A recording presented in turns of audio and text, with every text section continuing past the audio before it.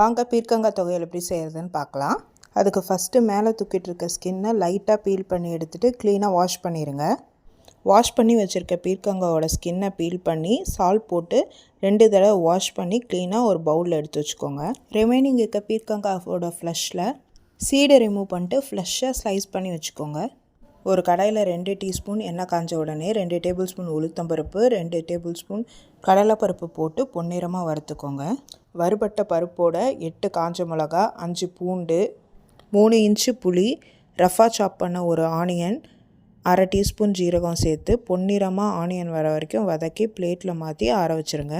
அதே கடாயில் நம்ம பீல் பண்ணி வச்சுருக்க பீர்க்கங்காயோட ஸ்கின்னையும் ஃப்ளஷையும் நல்லா பச்சை வாசனை போகிற வரைக்கும் வதக்கிட்டு நம்ம ஆற வச்சுருக்க பருப்போடு சேர்த்து ஒன்றா ஆற வச்சுருங்க. ஆறின உடனே மிக்சர் ஜாரில் சேர்த்து தேவையான உப்பு போட்டு தண்ணியே ஊற்றாமல் திக்காக அரைச்சி எடுத்துக்கோங்க. காயில் இருக்க தண்ணியே போதுமானது.